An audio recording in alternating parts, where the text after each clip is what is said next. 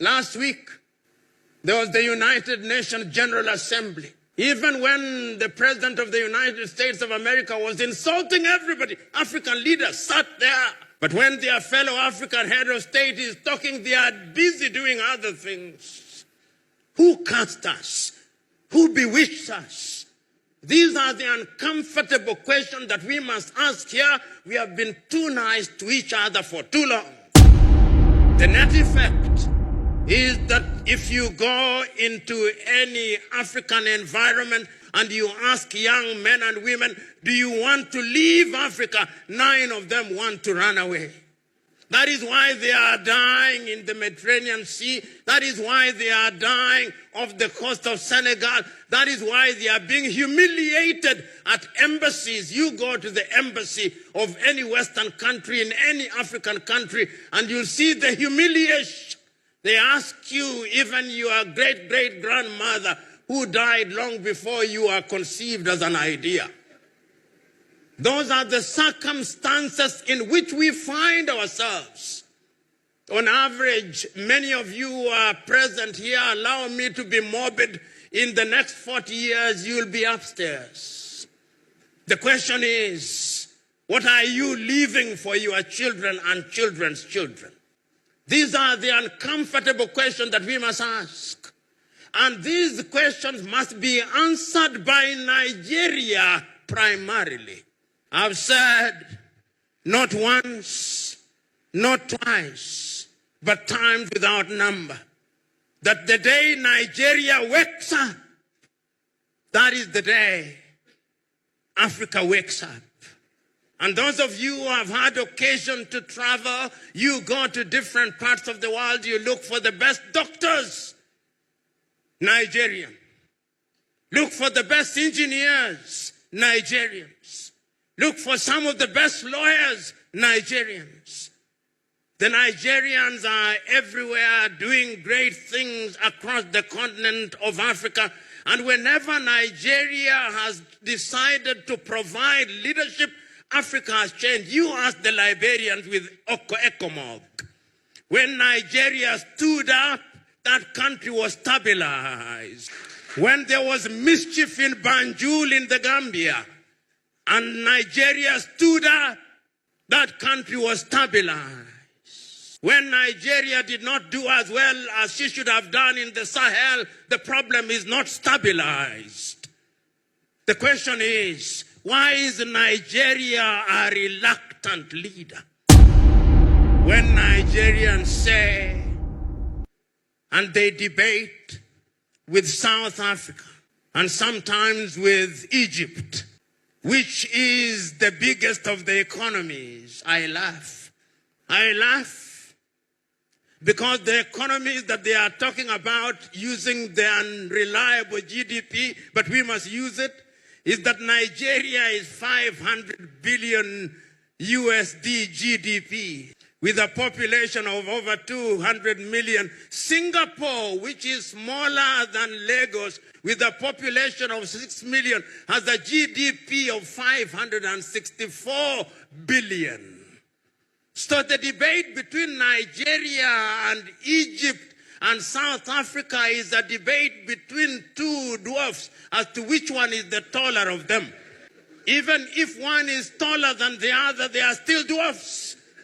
The day that I will celebrate Nigeria is the day Nigeria tells me we are 2 trillion economy. And Nigeria can achieve it. And Nigeria must achieve it. What does Nigeria not have? Is the oil that is produced in Nigeria different from the oil that is produced in Saudi Arabia? Is it different than the oil that is produced in Kuwait? That is produced in Bahrain? That is produced in Qatar? Why must Nigeria not be the leader that has pipelines across the continent of Africa? Why can she not do it? She can. But we have allowed ourselves to be paralyzed by analysis and to be paralyzed by lamentation. It is your own kinsman, Chinua Achebe, who said that adversity is a problem of humanity, but we must never allow ourselves to be the victims or the agents of adversity. We must allow ourselves to be the conquerors of adversity. Chinua said, and I remember so very vividly in 1983, when Chinua Achebe wrote the little book, The Trouble with Nigeria, and he simply said that the problem with Nigeria, and he there said the rest of Africa, is simply and squarely one of leadership. And his leadership at all levels. Many times we think that politics is the only site of leadership. No. Leadership is at all levels. Why can't you, if you've run this beautiful club for 82 years and run it well, why can't that be upscaled and replicated in every other sector of Nigeria? Why? Why is it that in this micro environment, you do not care who is who? In this club, everybody has a sense of esprit de corps, a sense of camaraderie. You do not care from which ethnicity you come from. But when you want to run the club that is Nigeria, you now talk tribe, you now talk religion. Why? These are the uncomfortable questions that you must confront, because if you do not confront them, then Nigeria and Africa will continue to punch below her weight. I was at an African university, and at that university they said that their greatest desire was that they wanted to be like Harvard and Cambridge. And I said, why do you want to be like Harvard? Why do you want to be like Cambridge? Why can't you not just be you? One of the things that we Africans must do is to exercise the ghost of low self-esteem and to wear the spirit of self-belief. The day we do that, that is the day that Africa will begin to grow.